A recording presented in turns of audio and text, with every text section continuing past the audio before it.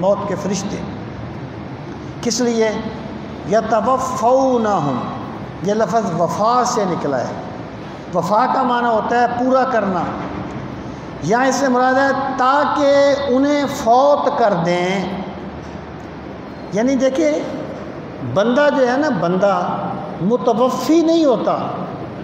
متوفی کہتے ہیں فوت کرنے والا، اور فوت کرنے والا صرف اللہ تعالیٰ کی ذات ہے. بندہ متوفا ہوتا ہے، فوت کیا گیا. یتوفونہم، وہ فوت کرتے ہیں اسے، یعنی بندے کی روح کو قبض کر لیتے ہیں. قالوا، اس وقت وہ کہتے ہیں اینما کنتم تدعون من دون اللہ. اینما، اینا کہاں ہیں، ما جو جنہیں، کنتم تدعون تم بلایا کرتے تھے، تم پکارا کرتے تھے، من دون اللہ، اللہ کے علاوہ. یعنی اس وقت جب فرشتے ان کی روح قبض کریں گے نا، یہاں پر سوال بطور تحدید کے ہے، سمجھنے کے لیے نہیں ہے کہ وہ کہاں ہیں. فرشتوں کو پتہ ہے کہ وہ کہاں ہیں. کبھی کبھی سوال ڈانٹنے کے لیے کیا جاتا ہے، جیسے نافرمان بیٹے سے باپ کہتے ہیں میں تیرا باپ نہیں ہوں، ڈانٹ رہا ہے ایکچولی اسے. یہ بھی سوال یہاں پر تحدید کے لیے. تو تدعون کا جو لفظ ہے، یہ میں عرض کرتا رہتا ہوں، جب اس طریقے سے آتا ہے کہ تدعون من دون اللہ، تو یا تو تدعون کا لفظ تعبدون کے معنی میں ہوتا ہے، جن کی تم عبادت کیا کرتے تھے اللہ کے علاوہ، یا تدعون کا معنی بلانا ہے لیکن علی وجہ العبادت کسی کو پکارنا. علی وجہ العبادت کی شرط ہے، مطلق پکارنا نہیں، ورنہ مطلق تو بندہ بے شمار بندوں کو پکارتا ہے، مادی طور پر بھی اور روحانی طور پر بھی. نہیں، یہاں پر علی وجہ العبادت، علی وجہ المعبود کسی کو پکارنا. وہ کہیں گے اینما کنتم تدعون من دون اللہ، وہ کہاں ہیں جن کی تم عبادت کیا کرتے تھے اللہ کو چھوڑ کر. قالوا، وہ کہیں گے دلوا عنا، غائب ہو گئے ہم سے. دلہ کا مطلب ہوتا ہے بالکل نام و نشان کا مٹ جانا. جیسے بندہ جو ہے وہ 5 کلو دودھ میں 1 سٹانک پانی ڈال دے، دل الماء فی اللبن، وہ پانی دودھ میں گم ہو گیا. اس طریقے سے نظر نہیں آتے وہ جنہیں ہم پکارا کرتے تھے، آج وہ نظر نہیں آتے، بالکل غائب ہو گئے. اب کیا؟ وَشَاهِدُوا عَلَىٰ أَنفُسِهِمْ، جب شاہدہ کے بعد علی آ جائے نا تو یہ ہوتا ہے خلاف گواہی دینا. وَشَاهِدُوا عَلَىٰ أَنفُسِهِمْ، اور انہوں نے گواہی دے دی اپنی جانوں کے خلاف. یہ دنیا میں تو بڑے بڑے دعوے کیا کرتے تھے، لیکن جب وہ یار فریدہ پتہ ادوں لگسی، یہ تو چڑی آئی ہاتھ بازاں، اس وقت پتہ چلا جب موت کے فرشتے آگے کہنے لگے کوئی نہیں ہے، انہوں نے اپنے خلاف گواہی دے دی. انہم کانوا کافرین، کیا گواہی دی؟ انہم، بے شک وہ، کانوا، وہ تھے، کافرین، کفر کرنے والے. انہوں نے گواہی دے دی کہ بے شک وہ کفر کرنے والے تھے، اپنے خلاف انہوں نے گواہی دی. قال ادخلوا فی امم قد خلت من قبلکم من الجن والانس فی النار. قال، فرشتے کہیں گے ادخلوا، تم داخل ہو جاؤ، فی امم، ایسے گروہوں میں، امت کی جمع ہے گروہ، قد خلت، جو گزر گئے، من قبلکم، تم سے پہلے، من الجن، جنوں میں سے، والانس، اور انسانوں میں سے، فی النار، آگ میں. یعنی فرشتے انہیں کہیں گے کہ اللہ کی سرکشی کا راستہ تم نے پہلی مرتبہ اختیار نہیں کیا، تم سے پہلے بھی بڑے سرکش لوگ گزرے ہیں، جن بھی سرکش رہے، انسان بھی سرکش رہے. تو اللہ تعالیٰ کے جس عذاب میں وہ مبتلا کر دیے گئے عالم برزخ میں، اگر یہ یعنی ان کی موت کے وقت انہیں کہا جا رہا ہے تو ظاہر ہے ابھی قیامت تو قائم نہیں ہوئی. یہ برزخ کے عذاب کا ذکر ہے کہ انہیں برزخ میں جس آگ میں، جس عذاب میں داخل کر دیا گیا، تم بھی ان میں داخل ہو جاؤ. اور اگر یہ قیامت کا ذکر ہو، یعنی بعد میں جب قیامت قائم ہوگی اس وقت یہ ہوگا، اور شواہد اسی چیز کی زیادہ تائید کرتے ہیں، تو انہیں کہا جائے گا داخل ہو جاؤ ان لوگوں میں قد خلت من قبلکم من الجن والانس فی النار، جو تم سے پہلے گزر گئے جنوں انسانوں میں سے آگ میں داخل ہو جاؤ۔ اب کیا ہے؟ کلما دخلت امۃ لعنت اختہا، اخت یہاں پر نا ویسے تو کہتے ہیں بہن کو، یہاں پر اختہا کا معنی یہ اپنے ساتھی۔ اب اللہ پاک فرماتا ہے کہ دنیا میں تو ان کی بڑی دوستی تھی، آپس میں بڑے دوستی کے دعوے کرتے تھے، لیکن کلما جب بھی داخل ہوگا امتن ایک گروہ، لعنت اختہا تو وہ لعنت کریں گے اپنے ساتھیوں پر، یعنی جب فرما برداری کرنے والے داخل ہوں گے تو وہ سرداروں پہ لعنت کریں گے، جب سردار داخل ہوں گے تو وہ فرما برداروں پہ لعنت کریں گے۔ تو جو تعلق قیامت کے دن بھی قائم رہے گا وہ صرف وہ تعلق ہے جو رب کی محبت کے لیے کسی سے قائم کیا جاتا ہے۔ الاخلاء یومئذ بعضهم لبعض عدو الا المتقین، لوگوں قیامت کے دن ساری دوستیاں دشمنیوں میں بدل جائیں گی، مگر وہ دوستی جو تقوی کی بنیاد پر قائم ہوگی وہ وہاں بھی قائم رہے گی، تو وہ دشمن بن جائیں گے ایک دوسرے کی۔ کلما دخلت امۃ لعنت اختہا حتی اذا ادارکوا فیہا، ادارہ کا معنی ہے پا لینا، حتی یہاں تک اذا ادارکوا جب وہ پا لیں گے ایک دوسرے کو، فیہا اس میں، جمیعاً سارے کے سارے، قالت کہیں گے اخراہم ان کے بعد والے، لے اولاہم اپنے پہلوں کے لیے، یعنی ایک گروہ گزر گیا نا، اس کے بعد والا گروہ آئے گا، انہوں نے پہلوں کے طریقے کو اختیار کیا ہوگا، تو بعد والے پہلوں کے بارے میں کہیں گے ربنا اے ہمارے پروردگار، ہؤلاء یہ ہیں وہ لوگ اضلونا جنہوں نے ہمیں گمراہ کیا تھا، پروردگار انہوں نے ہمیں گمراہ کیا، یہ ہماری گمراہی کا سبب بنے، فآتہم پس تو دے انہیں، عذاباً عذاب، ضعفاً دگنا، من النار آگ سے، پروردگار عالم انہیں دگنا عذاب دے کہ یہ ہماری گمراہی کا سبب بنے۔ یعنی مراد یہ ہے کہ دنیا میں جو دوستی تھی نا وہ دشمنی میں بدل گئی، جو اللہ تعالیٰ کو ناراض کرنے کے لیے یا اللہ تعالیٰ کو ناراض کر کے جو تعلق تھا۔ قال اللہ پاک فرمائے گا لِكُلٍّ ضِعْفٌ ہر ایک کے لیے دگنا عذاب ہے۔ یہاں ضعف سے یہ مراد نہیں ہے کہ بندے نے غلطی تو ایک کی ہے اسے سزا دو کی مل جائے، ضعف سے یہاں پر یہ مراد، ضعف ایسے کہتے ہیں دگنے کو، لیکن یہاں اس سے یہ مراد نہیں، اس سے مراد کیا ہے کہ دوزخ میں تمہارا عذاب بڑھتا جائے گا یہاں تک کہ 1 سے 2 اور 2 سے 4 آگ دوزخ کی تیز ہوتی جائے گی۔ عام جو آگ ہے نا وہ ٹھنڈی ہوتی جاتی ہے، دوزخ کی آگ تیز ہوتی جائے گی، اس کو کہا گیا ہے ضعفٌ، دگنا عذاب ہوگا تمہارے لیے۔ وَلَٰكِن لَّا تَعْلَمُونَ لیکن تم اس بات کو جانتے نہیں ہو۔ یعنی مراد کیا ہے کہ جیسے پہلے مجرم ہیں ویسے تم بھی مجرم ہو، تم نے ان کی باتوں کو کیوں مانا؟ تمہیں اللہ نے شعور دیا تھا، تمہیں اللہ نے سمجھ دی تھی، تم دنیا کی باتوں میں بڑے ماہر تھے، بڑی زیرک تھے، بڑے اچھے فیصلے کرتے تھے، وہاں تو اپنے بڑوں کی بات نہیں مانتے تھے، اس میں بڑوں کی بات مان لیتے تھے، کیونکہ بڑوں کی باتیں تمہارے اپنے ذوق کے مطابق تھیں، اس لیے تم ان کی بات مانتے تھے، اس لیے تمہارے لیے بھی دگنا عذاب ہوگا۔ وقالت اولاہم لاخراہم اور کہیں گے بعد والے، نہیں کہیں گے پہلے، اولا پہلے، لاخراہم بعد والوں سے، فما کانا پس نہیں ہے، لکم تمہارے لیے، علینا ہم پر، من فضل کوئی فضیلت، وہ کہیں گے تمہیں ہم پہ کوئی فضیلت حاصل نہیں ہے۔ یعنی مراد یہ ہے جیسے مجرم ہم ہیں ویسے مجرم تم ہو۔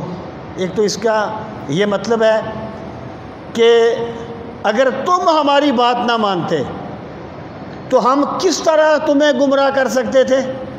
وہ اس نے کہا تھا نا کہ آدمی کو آدمی رہنے دو، بہتر ہے یہی، آدمی کو آدمی رہنے دو، بہتر ہے یہی جس کی تم پوجا کرو گے وہ خدا ہو جائے گا۔ جب انہوں نے ان کو بڑا مان لیا، ان کو اپنا مطاع مان لیا، متبوع مان لیا، تو وہ بھی پھر چوڑے ہو کے بیٹھ گئے، تو یہ ان کی گمراہی کا سبب بن گئے۔ اور بس والی باسف نے کہا تھا دنیا میں کوئی آقا پیدا نہ ہو اگر کوئی غلام بننے کے لیے تیار نہ ہو۔ یعنی اصل گمراہ وہ لوگ کرتے ہیں جو خود ان کے سامنے جھک جاتے ہیں، تو وہ کہیں گے تمہیں ہم پہ کوئی فضیلت نہیں ہے، الٹا تم تو ہمیں گمراہ کرنے کا سبب بنے تھے کہ تم نے ہماری باتوں کو مان لیا تھا۔ اور دوسرا اس کا مطلب یہ ہے کہ تم اگر یہ کہو کہ ہمارے پہلوں نے ہمارے لیے کوئی اچھا نمونہ نہیں چھوڑا کہ اس کو ہم فالو کرتے اور ہم توحید کو پا لیتے، تو تم نے اپنے بعد والوں کے لیے کون سا اچھا نمونہ چھوڑا تھا؟ تم نے بھی تو بعد والوں کو ایسے ہی گمراہ کیا تھا نا جیسے ہم نے تمہیں کیا تھا، اس لیے سب برابر ہیں۔ اصل بات یہ ہے، یہ بندے کی کمزوری ہے، جو بات اس کے ذوق کے مطابق ہو، اس کی خواہش کے مطابق ہو، اسے نیک بندہ کہے تب بھی مان لیتا ہے، برا بندہ کہے تب بھی مان لیتا ہے۔ اور جو بات اس کی خواہش کے خلاف ہو، اس کے مفاد کے خلاف ہو، اللہ کے پیغمبر کیوں نہ کہیں یہ نہیں مانتا۔ تو بندہ ایکچولی اپنی ذات کی عبادت کرتا ہے، حق کی عبادت نہیں کرتا۔ تو یہاں اللہ تعالیٰ نے اس نفسیاتی چیز کو بیان فرمایا ہے۔ اللہ پاک فرمائے گا، وہ کہیں گے فما کان لنا فما کان لکم علینا من فضل، کہ تمہیں ہم پر کوئی فضیلت نہیں ہے، فذوقوا العذاب، پس تم بھی عذاب چکھو، بما کنتم تکسبون، بسبب اس کے جو تم کیا کرتے تھے۔ اس سے یہ چیز ثابت ہوئی کہ اگر ایک بندہ یہ کہے کہ پروردگار میں تو اس لیے گمراہ ہو گیا کہ میرے آباء و اجداد گمراہ تھے، میں تو اس لیے گمراہ ہو گیا کہ میرا معاشرہ گمراہ تھا، تو یہ عذر اللہ کی بارگاہ میں نہیں مانا جائے گا کہ اللہ نے تجھے بھی بصیرت دی تھی، اللہ نے تجھے بھی سوچ دی تھی، تو نے اندھی پیروی کیوں کی تھی ان لوگوں کی، اس لیے جیسے وہ مجرم ہیں ویسے ہی تم مجرم ہیں۔ کیا کروں؟ اوپر کرا آواز کھینچ جی۔ ان الذین کذبوا بآیاتنا، اب فرمایا لوگوں ہمارا ضابطہ کیا ہے؟ ان الذین، بے شک وہ لوگ جنہوں نے کذبوا جھٹلایا، بآیاتنا ہماری آیات کو، واستکبروا عنہا اور تکبر کیا ہماری آیات سے، یعنی مانا کس لیے نہیں؟ تکبر کی وجہ سے نہیں مانا۔ یہ یعنی اس کا یہ مطلب نہیں ہے کہ صرف تکبر کی وجہ سے نہ ماننا جو ہے وہ جرم ہے، اللہ کی آیات کو کسی طرح بھی نہ مانا جائے پھر بھی جرم ہے۔ یہ اس چیز کو بیان کیا جا رہا ہے جو ان کی گمراہی کا سبب بنی، اور وہ ان کا تکبر تھا۔ جیسے ابو جہل نے کہا تھا کہ میں مانتا ہوں کہ یہ سچے ہیں، لیکن مجھے بتاؤ کہ اب بنو ہاشم یہ کہتے ہیں کہ ہم میں پیغمبر آ گیا ہے، ہمارے قبیلے کا معاملہ ہے، ہم پیغمبر کہاں سے لے کے آئیں گے؟ تکبر کی بنیاد پر نہیں مانے۔ تو یہ مطابقت حال کے لیے اس کو بیان کیا گیا ہے، بس تکبروا عنہا کو بطور شرط نہیں ہے۔ فرمایا جن لوگوں نے ہماری آیات کو جھٹلایا اور تکبر کیا، لا تفتح لہم ابواب السماء، نہیں کھولے جائیں گے ان کے لیے ابواب السماء، آسمان کے دروازے، ولا يدخلون الجنت، اور نہ ہی وہ داخل ہوں گے جنت میں، حتی یلج الجمل فی سم الخیاط، حتی یہاں تک یلج داخل ہو جائے، الجمل اونٹ، فی سم الخیاط، خیاط کہتے ہیں سوئی کو، خیاط سوئی، سم اس کا ناکا، یہاں تک کہ جو اونٹ ہے نا وہ سوئی کے ناکے سے داخل ہو جائے۔ یعنی ویسے تو اللہ تعالیٰ قادر مطلق ہے نا، وہ ناکے سے بھی اونٹ داخل کر سکتا ہے، وہ سوئی کے ناکے سے بھی اونٹ داخل کر سکتا ہے، وہ کہتے ہیں نا کہ دو بھائی تھے، ایک زیادہ اس کا رجحان تھا نوافل کی طرف اور علم کی طرف نہیں آتا تھا، علم کی حقارت کرتا تھا، اور دوسرا جو تھا وہ زیادہ علم کی طرف توجہ کرتا تھا، وہ کہتا تھا علم ہوگا تو عبادت ہوگی۔ تو جب اللہ تعالیٰ کی بارگاہ میں اس کو بتایا گیا کہ اللہ تعالیٰ کی بارگاہ میں اس بندے کی زیادہ قدر و منزلت ہے جو پہلے سمجھتا ہے دین کو پھر عمل کرتا ہے، تو بندوں کو یہ بات سمجھ نہیں آتی تھی، تو شیطان نے کہا میں سمجھاتا ہوں کیسے ہوتا ہے۔ وہ اس کے پاس چلا گیا جو زیادہ عبادت کرتا تھا، اس نے کہا جی اللہ تعالیٰ اونٹ کو سوئی کے ناکے سے داخل کر سکتا ہے؟ اس نے کہا یار کیسے ہو سکتا ہے، اتنی بڑا اونٹ ہے، اتنی چھوٹا سا ناکا ہے۔ اس نے کہا اس کا گیا سب کچھ۔ تو ہم یہ کہتے ہیں کہ اللہ تعالیٰ قادر مطلق ہے، زمانے کی سمجھ میں آئے یا نہ آئے، لیکن وہ جو چاہتا ہے وہ کر لیتا ہے، ہم اس پہ ایمان رکھتے ہیں۔ یہاں ذکر ہے روٹین کا، اور یہ بات ہے بطور محاورہ، یہ بولا جاتا تھا کسی ناممکن چیز کے لیے۔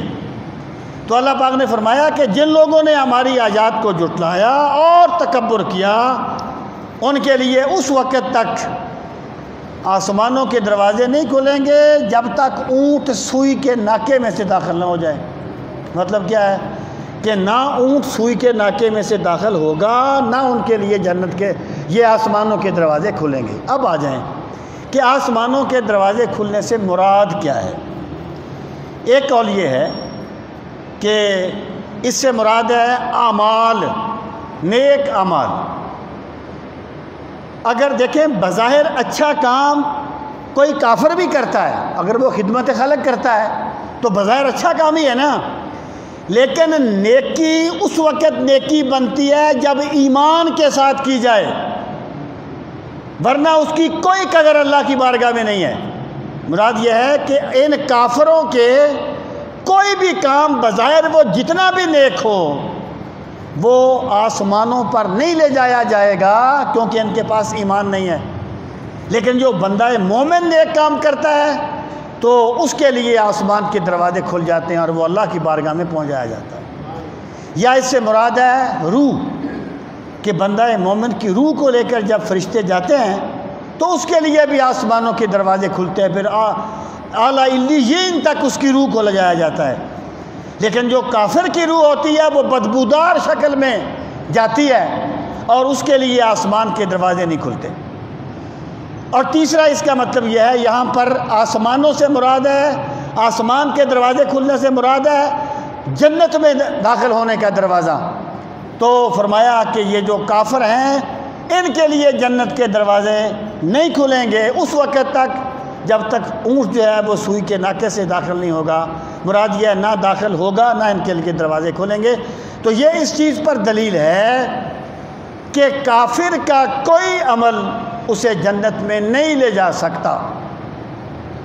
باقی اللہ تعالیٰ کا اپنا معاملہ ہے، اگر وہ کسی کافر کو بھی بخش دے تو بخش سکتا ہے، لیکن جو بات ایک روٹین میں بیان کی گئی ہے، جو قانون ہے، ایک آپ یوں سمجھیے ایک اللہ کا عدل ہے، ایک اللہ کا فضل ہے۔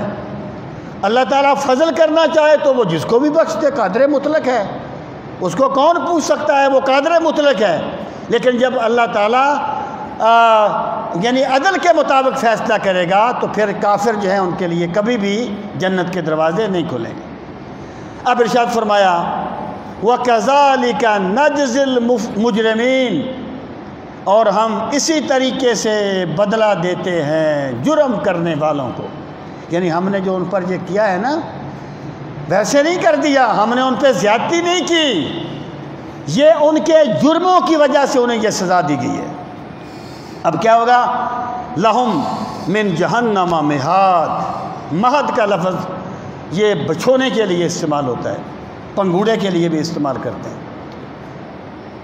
اطلب العلم من المہد الی اللحد، لہم ان کے لیے من جہنم، جہنم سے، مہاد بچھونے ہوں گے، یعنی ان کے لیے آگ کے بچھونے ہوں گے۔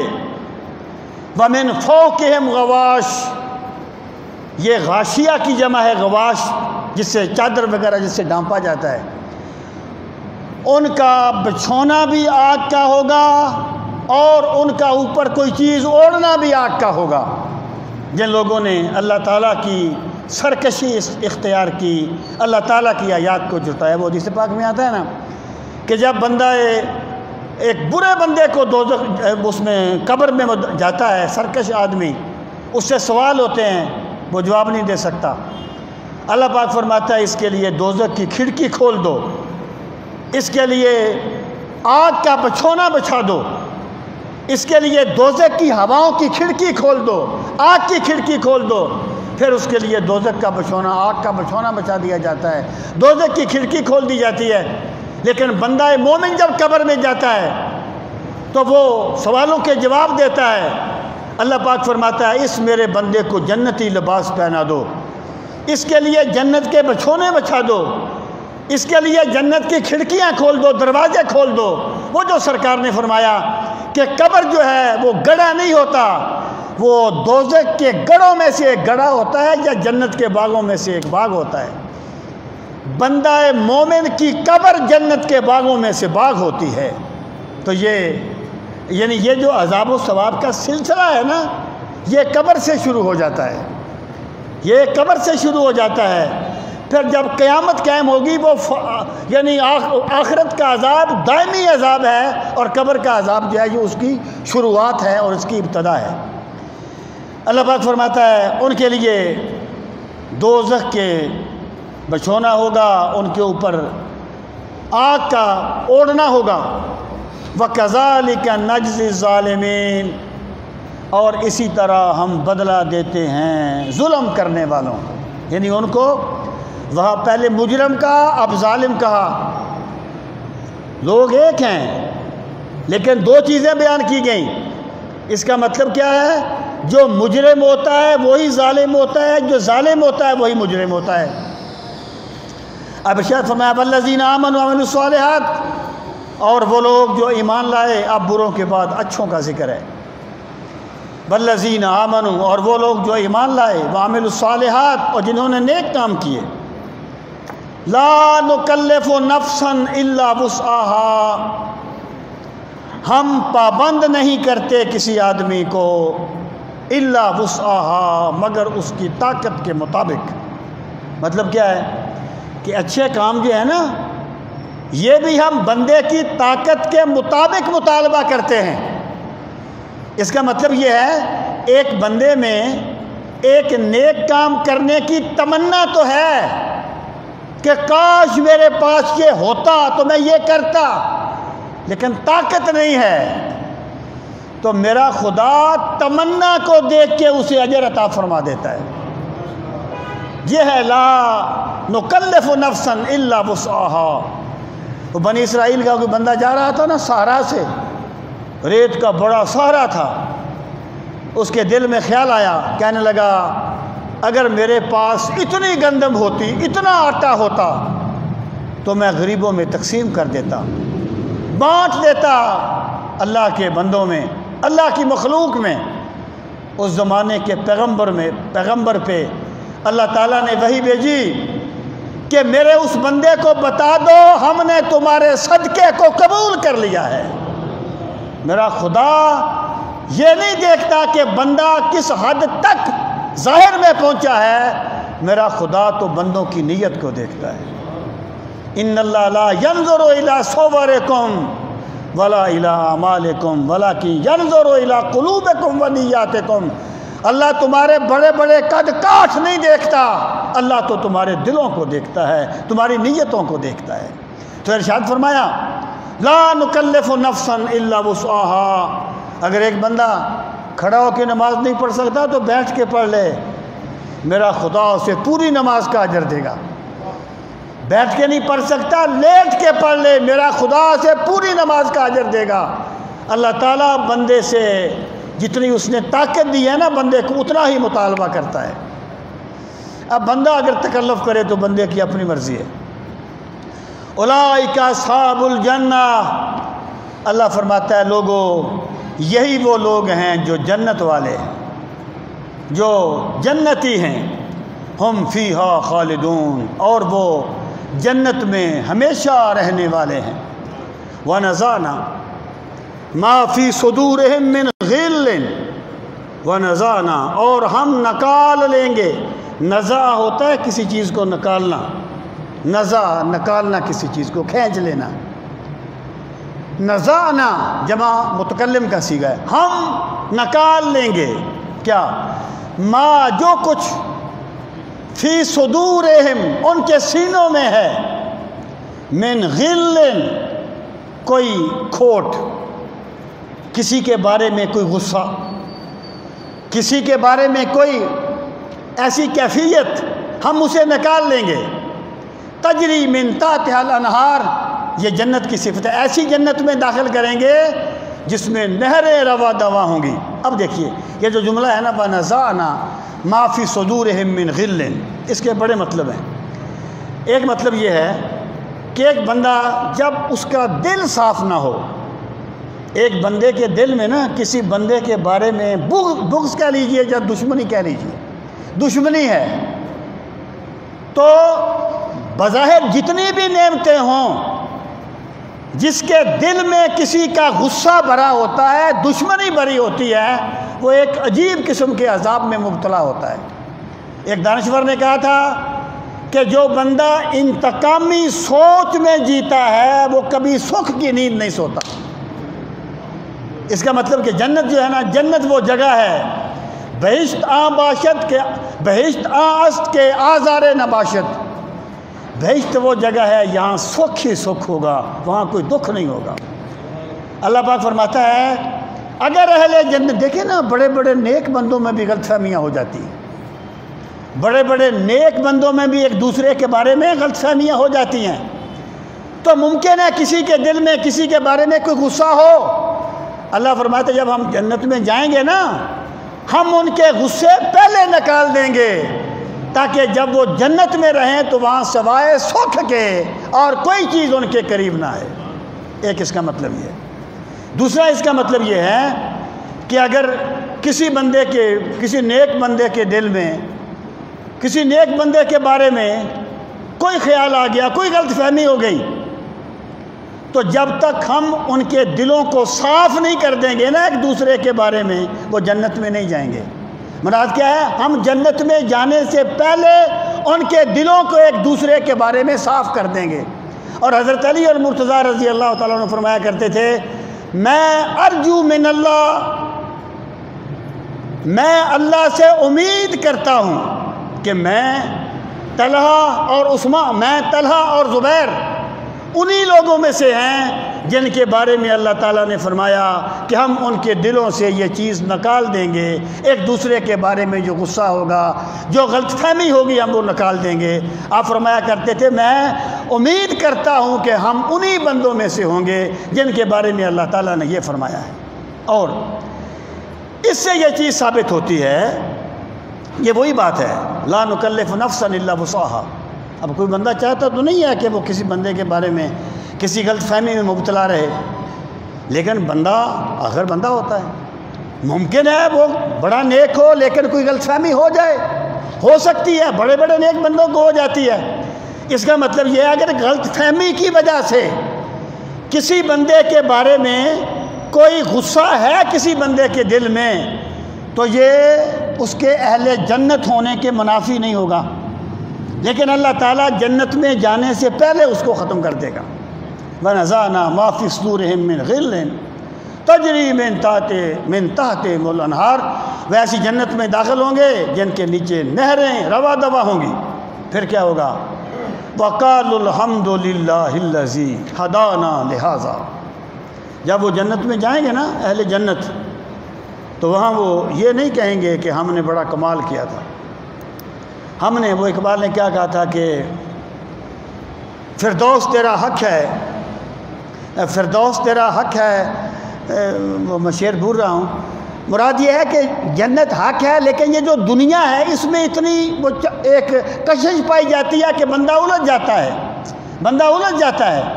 تو وہ یہ نہیں کہیں گے کہ پروردگار عالم ہم نے بڑی باریک بینی سے کام لے کے جنت کو پا لیا. وہ کہیں گے الحمدللہ الذی، حمد ہے اس رب کی جس نے ہدانا لہذا، جس نے ہمیں جنت کے اس مقام تک پہنچا دیا ہے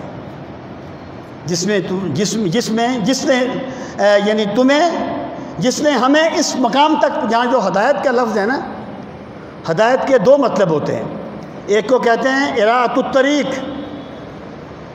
الطریق اور دوسرے کو کہتے ہیں ایصال الی المطلوب۔ اراۃ الطریق یہ ہے راستہ دکھا دینا، کہ راستہ دکھا دیا کہ یہ ادھر چلا جا، یہ راستہ ہے، اور ایصال الی المطلوب یہ ہے کہ بندے کو اس مقام پر پہنچا دیا۔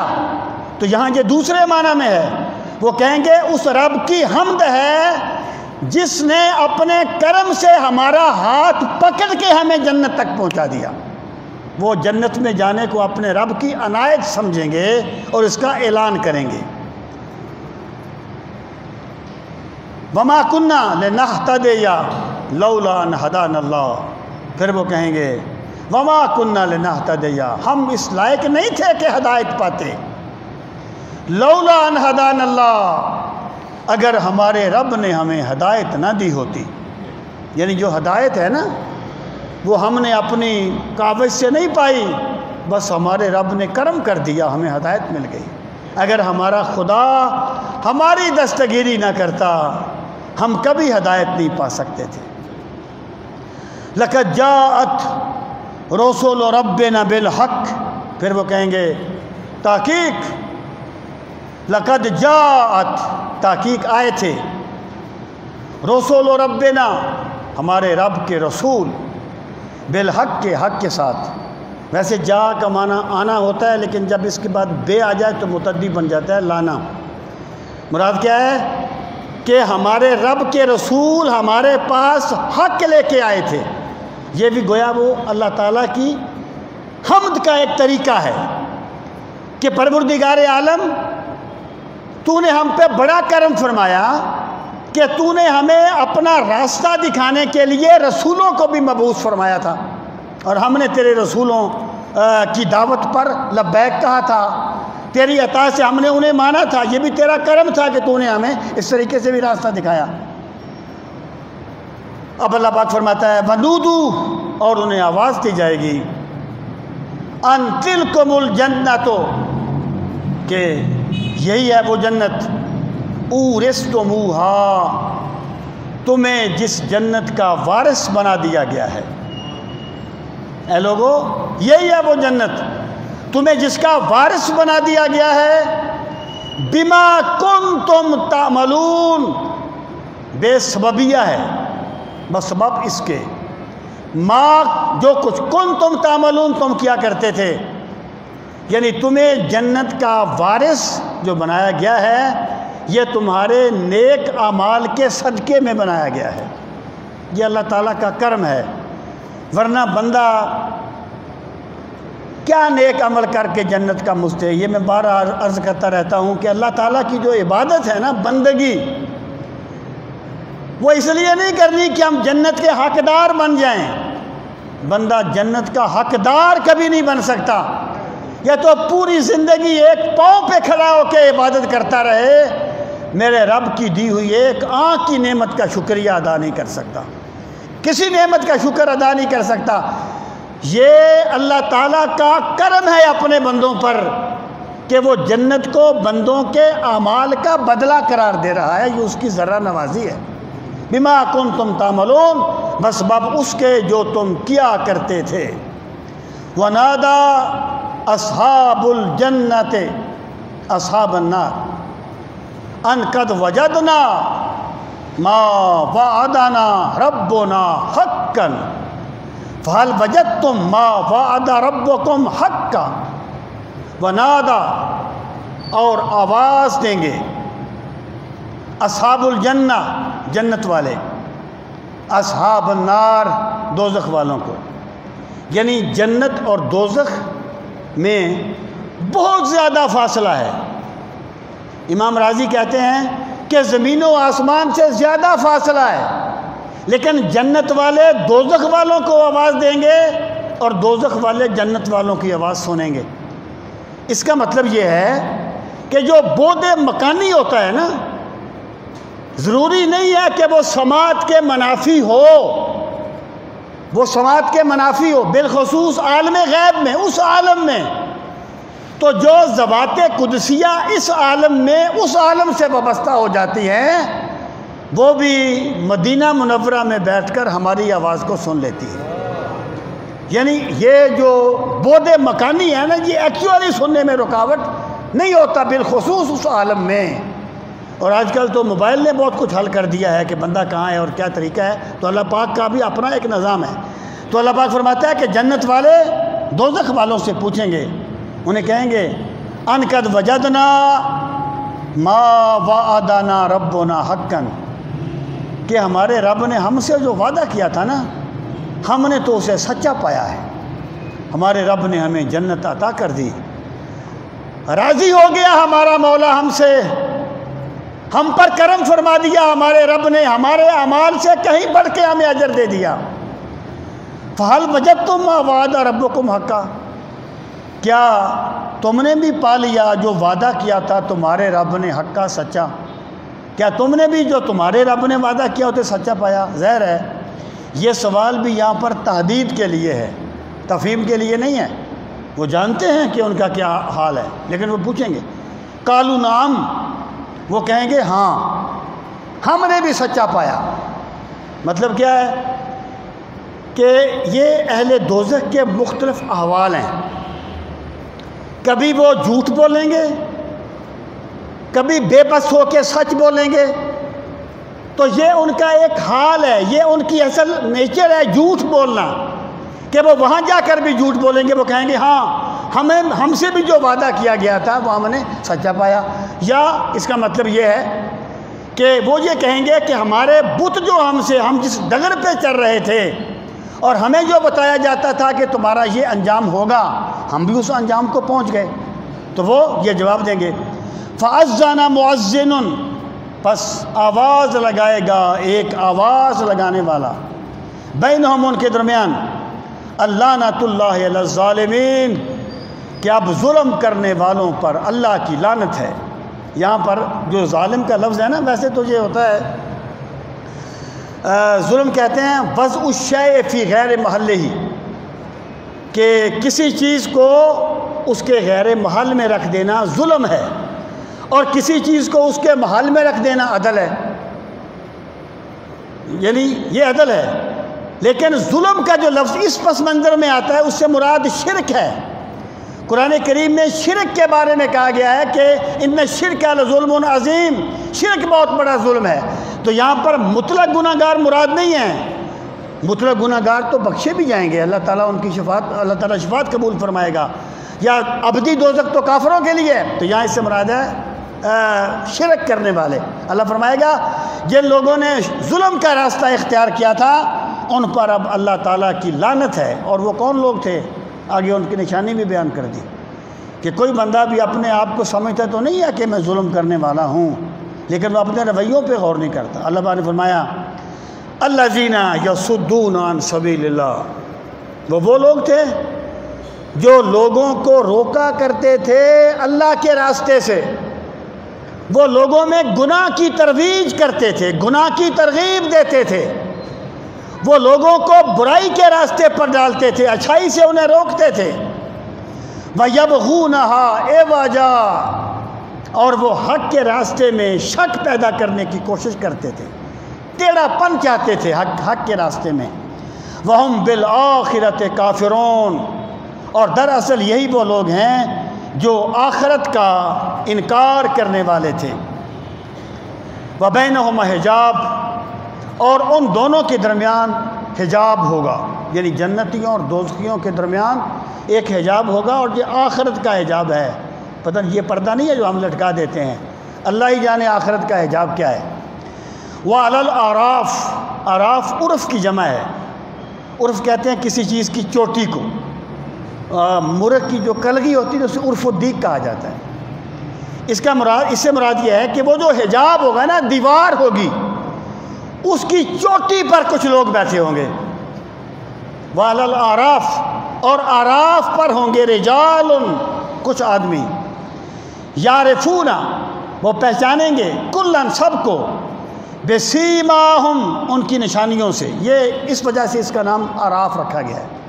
اب دیکھیے وہ اصحاب اعراف کون ہوں گے، وہ کون لوگ ہوں گے؟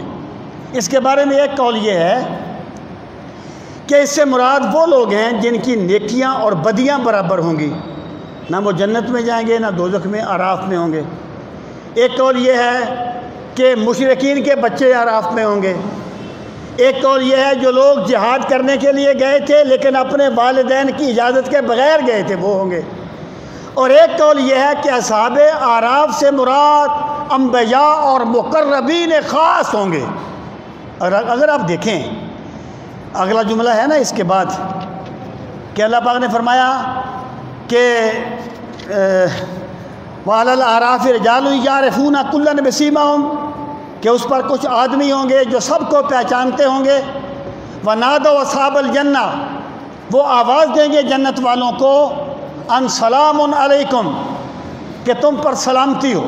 یہ تو جملہ ہے کہ وہ سب کو پہچانتے ہوں گے، اس کا مطلب یہ ہے وہ کوئی خاص بندے ہوں گے، وہ خاص بندے۔ اور جس بندے کا ابھی فیصلہ ہی نہ ہوا ہو کہ وہ جنت میں جائے گا یا دوزخ میں جائے گا، اس کو تو اپنی پڑی ہوتی ہے، اس کو تو اپنی پڑی ہوتی ہے۔ تو اس لیے مفسرین کا ایک قول یہ ہے، اور میرے خیال میں یہ قول راجح ہے، کہ اصحاب اعراف سے مراد وہ لوگ ہیں جو جنت کی کسی بلند دیوار پہ ہوں گے اور وہ یہ کلام کریں گے، اور وہ کہیں گے، وہ جنت والوں کو پکاریں گے اور وہ کہیں گے ان سلام علیکم، تم پر سلامتی ہو۔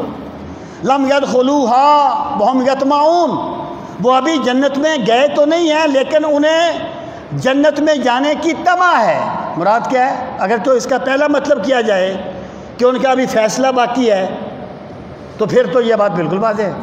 اگر اس سے مراد مقربین ہوں تو پھر اس سے مراد یہ ہے کہ وہ ابھی جنت میں پریکٹیکلی گئے تو نہیں ہیں لیکن انہیں یقین ہے کہ اللہ تعالیٰ انہیں جنت میں داخل فرمائے گا، تو اس لیے وہ ان سے سوال کریں گے۔ وَإِذَا صُرِفَتْ أَبْصَارُهُمْ، اور جب ان کی نظریں پھیری جائیں گی، تِلْقَاءَ أَصْحَابِ النَّارِ، تلکا کا معنی ہے طرف، جب ان کی نظریں پھریں گی دوزخ والوں کی طرف تو قالوا ربنا، اس وقت وہ دعا مانگیں گے، اے ہمارے پروردگار، لا تجعلنا مع القوم الظالمین، تو ہمیں نہ کرنا اس قوم کے ساتھ جو ظلم کرنے والی ہے۔ یعنی مراد یہ ہے کہ ظالموں سے بچنے کی دعا مانگنا یہ تو انبیاء کرام کا بھی طریقہ ہے، اور یہ اظہار بندگی ہے، یہ بندگی کے اظہار کے لیے ہے۔ اگر اس سے مراد وہ لوگ ہوں جو ابھی جنت میں نہیں گئے اور ان کے نیکیاں اور بدیاں برابر ہیں، پھر بات کلیئر ہے۔ اگر اس سے مراد مقربین ہوں تو تب اس سے مراد یہ ہے کہ انہیں یہ علم تو تھا کہ اللہ تعالیٰ ہم پہ کرم فرمائے گا، لیکن وہ بندگی کا اظہار کرتے ہوئے، عاجزی کا اظہار کرتے ہوئے تب بھی اللہ تعالیٰ سے یہ دعا مانگیں گے۔